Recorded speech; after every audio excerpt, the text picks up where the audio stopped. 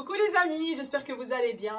C'est Myriam, on se retrouve aujourd'hui avec cette nouvelle vidéo où je vais partager avec vous la réalisation de ce magnifique wedding cake. Donc un wedding cake sur 2 étages avec ce petit style un peu champêtre chic. J'espère qu'il vous plaît d'ores et déjà et dans cette vidéo je vais vraiment partager avec vous en détail la réalisation, les conseils, les astuces comme d'habitude. En tout cas, j'espère vraiment que cette vidéo pleine d'apprentissage vous plaira. N'oubliez pas de la liker, de vous abonner à ma chaîne si vous êtes nouveau, de me laisser un petit commentaire comme d'habitude. Et sans plus tarder, je vous laisse avec la réalisation de ce magnifique wedding cake. Alors, je vais directement commencer ici avec vous, avec le fourrage de mes gâteaux. Pour les recettes, je vais vous expliquer au fur et à mesure et tout sera repris dans le descriptif de la vidéo. Alors, la première chose ici, je vais réaliser un petit croustillant. Vous voyez, j'ai des crêpes dentelles. Alors, ce sont des crêpes dentelles ici qui sont enrobées de chocolat noir. On peut prendre de simples crêpes dentelles nature. Et ici, j'ai du praliné. Alors, voilà, je vous montre les crêpes dentelles, à quoi ça ressemble. Je vais juste grossièrement les émietter dans un bol et je vais y rajouter du praliné. On peut aussi rajouter du chocolat fondu. Je vous avais déjà montré plusieurs types de croquants croustillants que j'ai fait ici sur ma chaîne. Alors voilà, aujourd'hui, je voulais faire un simple petit croustillant juste avec les crêpes dentelles. Et comme il y a déjà du chocolat dedans, du praliné, ça ramène un très bon goût. Alors ici, c'est de la crème au beurre à la meringue suisse. Évidemment, je l'ai déjà réalisé avec vous plusieurs fois. Je vous laisserai le lien de la vidéo dans le descriptif de la vidéo. Alors, c'est un moule de 20 cm de diamètre et je vous dirai à la fin la hauteur et le nombre de parts qu'il fait. Comme vous voyez, c'est une génoise au cacao que j'ai utilisée. Je vous laisserai également le lien dans le descriptif de la vidéo. Et je mets du sirop et ici c'est une ganache montée au chocolat au lait.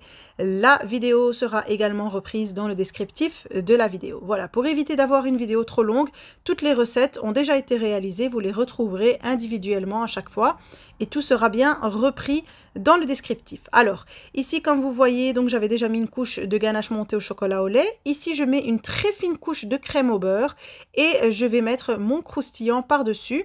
Alors, j'évite de mettre mon croustillant directement sur mes ganaches montées pour vraiment garder ce côté croquant et ne pas avoir quelque chose, donc des crêpes dentelles qui risquent de ramollir. Voilà, je remets une très très fine couche de crème au beurre par-dessus également, mais vraiment très fine, comme vous voyez, je l'étale vraiment à la cuillère. Et je vais continuer d'alterner les couches. Soyez généreux en sirop pour avoir un bon gâteau bien moelleux. Et ici, c'est une ganache montée au chocolat noir. La vidéo sera également reprise dans le descriptif. Voilà, je vais continuer de monter mon gâteau en alternant les goûts des ganaches. Et voilà, ici, j'ai terminé. Alors, mon gâteau fait 11 cm de haut et on pourra y faire 20 parts bien généreuses. Alors, ici, je reprends mon deuxième gâteau, moule de 15 cm de diamètre. J'ai une génoise à la vanille, le lien sera repris dans le descriptif de la vidéo. Toujours ma crème au beurre. Et ici, c'était une ganache montée au chocolat blanc. La recette sera également dans le descriptif de la vidéo. Je vais encore mettre du sirop, toujours le boudin de protection avec de la crème au beurre. Ici, c'est un kurde aux fruits des bois. Je vous laisserai la vidéo de la recette du kurde à la framboise que j'avais réalisé et c'est le même principe. Et j'ai également fait un kurde à la fraise. Donc, c'est toujours le même principe pour les kurdes. Vous allez juste regarder la vidéo du kurde à la framboise et j'ai remplacé les framboises soit par des fraises surgelées, soit par des fruits des bois surgelés. Voilà, je vais continuer d'alterner les couches de kurde et de ganache montée au chocolat blanc. Ici, j'aurai un gâteau qui sera bien haut. J'arrive à 15 cm de haut et c'est un gâteau pour 15 parts. Voilà, une fois que j'ai fini, je vérifie que tout soit bien aligné. J'emballe tout ça dans du cellophane ou dans du plastique et je réserve au frais minimum 6 heures. Donc au total pour ma pièce montée j'ai 35 parts bien généreuses et je sais qu'il y aura encore plus si on fait de petites parts. Alors maintenant je vais passer au lissage de mon gâteau, donc il a bien figé, bien refroidi. Je commence par le plus grand, celui de 20 cm de diamètre, celui du bas évidemment. Alors ici j'ai un cakeboard assez épais, vraiment il faut avoir des cakeboards comme ça si on veut faire une pièce montée qui sera assez lourde pour qu'il soit assez solide pour pouvoir supporter le poids. Ici, une fine semelle à gâteau en carton. Je mets un peu de crème au beurre par-dessus, je le dispose sur mon gâteau et je vais le renverser sur mon cakeboard. Je mets également un peu de crème au beurre pour pouvoir le faire adhérer. Et donc moi je laisse ici un espace un peu plus étroit à l'arrière qu'à l'avant du gâteau. Ça me permettra un peu de laisser la place pour pouvoir disposer mes fleurs. Donc voilà, après c'est comme on veut. Si on veut bien le centrer au milieu du cakeboard, on le centre bien comme il faut. Voilà, je vais faire une première couche de couverture avec ma crème au beurre à la meringue suisse pour emprisonner les miettes et vraiment pour me faciliter ensuite le lissage pour avoir un gâteau qui soit déjà bien droit. Donc voilà, j'y vais vite fait en mettant ma crème au beurre comme il faut et je comble à chaque fois les espaces creux qu'il reste. Donc voilà, je ne vais pas faire un lissage parfait mais juste histoire d'avoir un gâteau qui sera bien propre et sur lequel il n'y aura plus de miettes et où je pourrai faire un lissage correctement. Surtout avec la crème au beurre qui reste blanche, on a parfois des miettes qui sont apparentes, donc le mieux est de faire une fine couche au départ. Pour ce qui est de la couleur de ma crème au beurre, je ne l'ai pas teintée, je l'ai laissée dans sa couleur naturelle. Juste laissez-la se battre suffisamment longtemps, au moins une dizaine de minutes, pour qu'elle puisse rester bien blanche. Alors voilà, maintenant je vais passer donc au lissage du deuxième gâteau, mais avant cela, je vous montre ici mes dowels en plastique ou goujons ou encore jauge, c'est très important. Alors je prends ici la semelle qui va venir sous mon gâteau, donc 15 cm de diamètre et je vais mesurer pour retrouver le centre de mon disque pour pouvoir y faire un trou. Donc pour toute pièce montée, c'est quand même très important de mettre un dowel central qui va pouvoir maintenir toute la pièce montée et éviter que les étages ne glissent et qu'elle ne se casse, surtout pendant le transport. Voilà, je mets mon dowel au centre et je vais, avec juste un bic, faire le tour et je dois faire un trou. Donc, je vais essayer de faire un trou de quelques millimètres plus grand que le diamètre du goujon que j'ai pour pouvoir l'insérer facilement une fois que le gâteau sera posé par-dessus. Voilà, j'ai fait mon trou, vous voyez, je vais bien retirer toutes les petites miettes de carton qui pourraient rester aux alentours du trou. Et vous voyez, ça rentre facilement, donc il faut tester si ça rentre facilement dans notre goujon. Voilà, je vais disposer cette semelle sur mon gâteau et je vais pouvoir procéder au lissage. Ici, vous voyez, j'ai utilisé les disques de lissage. J'en ai mis un sous le gâteau et un par-dessus. Alors pour celui par-dessus, vous avez l'habitude avec moi, je l'ai déjà utilisé plusieurs fois, je mets d'abord une couche de crème au beurre et je le dépose par-dessus, soit avec un disque de papier sulfurisé, soit emballé dans du cellophane pour pouvoir le retirer facilement. Ici, je me suis dit que finalement, c'est beaucoup plus simple de le déposer directement sur le gâteau sans crème au beurre et que ça se retirera beaucoup plus facilement et j'avais raison, donc c'est une astuce. Voilà, je vérifie évidemment que le disque du haut et le disque du bas soient bien parallèles l'un à l'autre et je vais pouvoir procéder au lissage. Alors ici, avec les disques en plexiglas, je vais faire directement un lissage définitif. Je ne fais pas une première couche pour faire ensuite une deuxième couche. Je vais directement mettre la quantité qu'il me faut de crème au beurre pour pouvoir parfaitement lisser mon gâteau.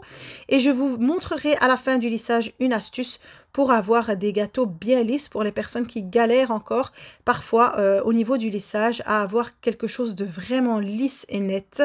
Et vous avez vu juste avant mon lissage, j'ai coupé au couteau des petites parties de génoise qui étaient un peu, qui ressortaient un peu du gâteau. Donc n'hésitez pas à le faire, à tailler un peu votre génoise pour que le lissage soit parfait, qu'il n'y ait pas de morceaux de cake qui soient apparents. Voilà, ici j'ai bien lissé mon gâteau. Je vais le placer au réfrigérateur pour pouvoir ensuite retirer le disque du haut.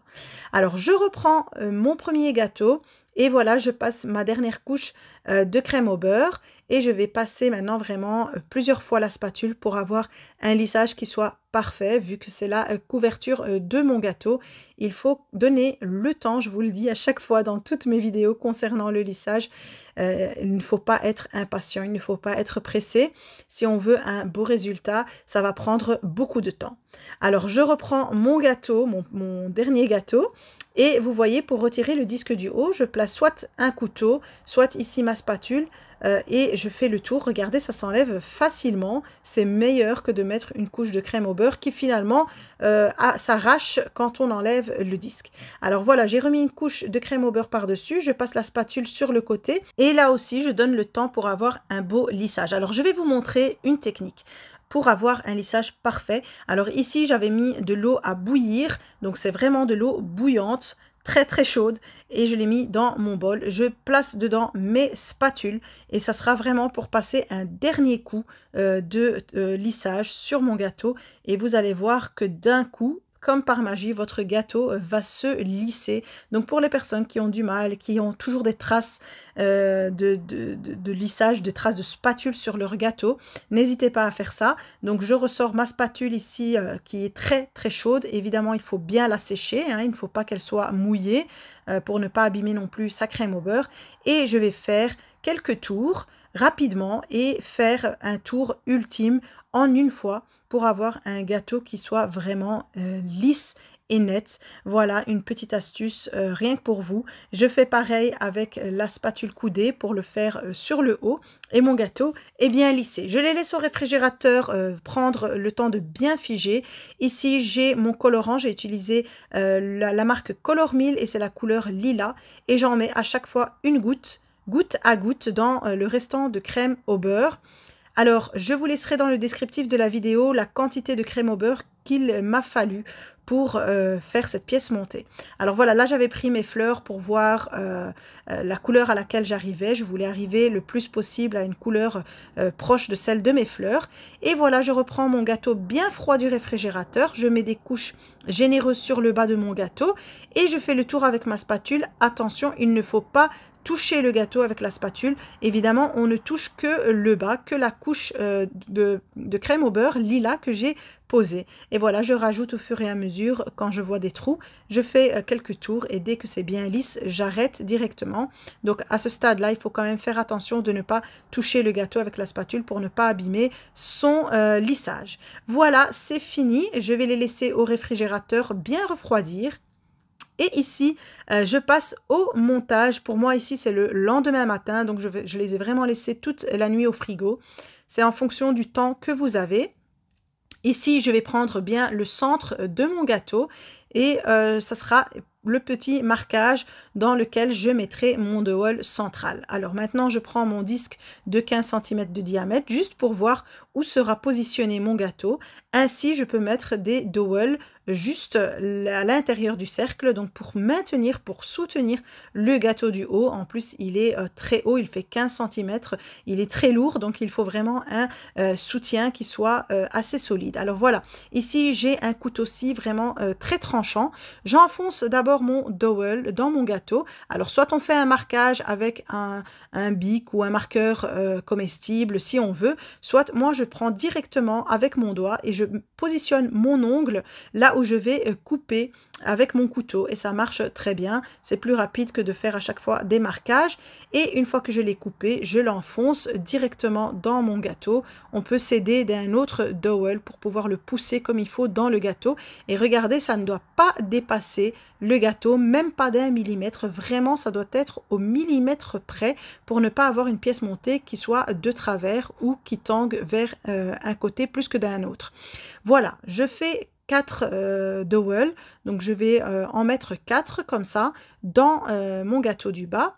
Et ensuite, je pourrais en prendre un que je mettrai au centre. Alors, pour celui du centre, je vais voir la hauteur de mon gâteau, donc du gâteau du bas. Et je vais y rajouter la longueur du haut moins quelques centimètres. Donc, je n'arrive pas complètement jusqu'à l'extrémité de mon gâteau du haut pour éviter de le casser sur la surface. Donc voilà, je vais rajouter, mon gâteau faisait 15 cm, j'ai mis 10 cm de haut. C'était suffisant pour maintenir tout le gâteau. J'ai coupé le surplus et je l'enfonce là où j'ai mis mon traçage, donc bien au centre de mon gâteau.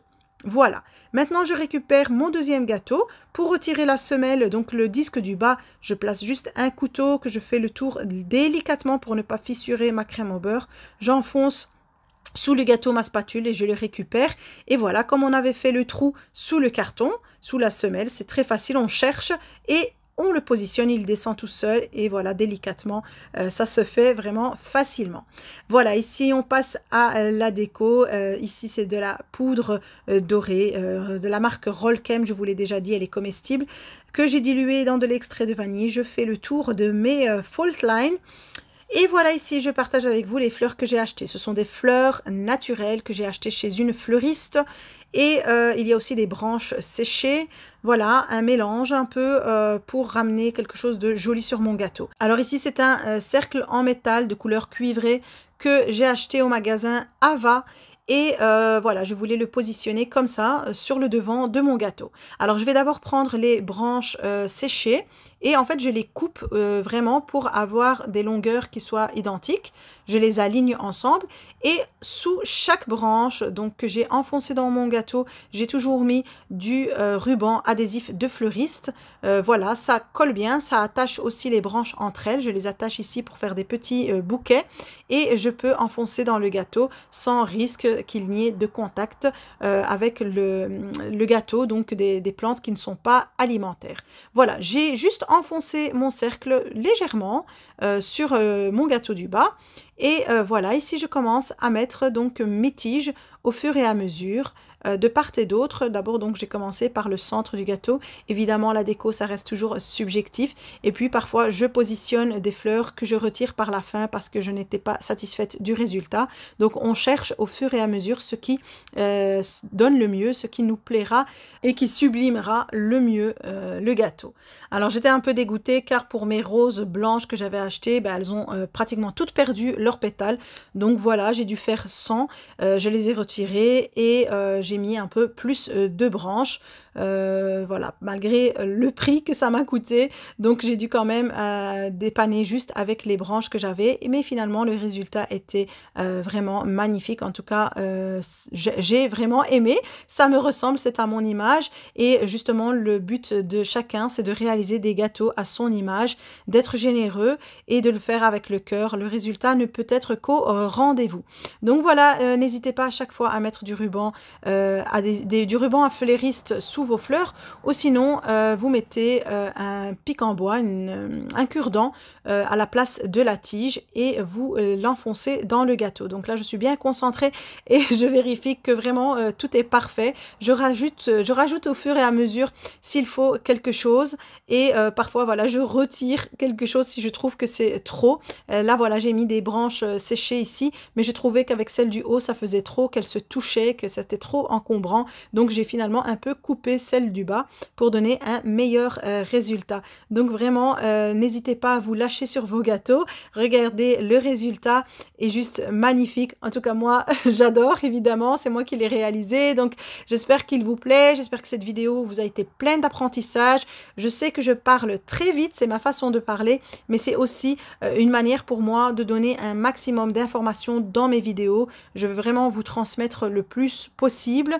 N'hésitez pas à liker cette vidéo si vous l'avez appréciée. Laissez-moi un commentaire car vraiment j'adore lire vos commentaires, ça me donne beaucoup de force et de courage pour continuer. Si vous n'êtes toujours pas abonné à ma chaîne, n'oubliez pas de le faire avant de quitter cette vidéo. Et pour m'aider, n'oubliez pas de partager mes vidéos sur vos réseaux sociaux et je vous en suis très reconnaissante. Et en attendant une nouvelle vidéo, je vous dis prenez soin de vous et à très très vite.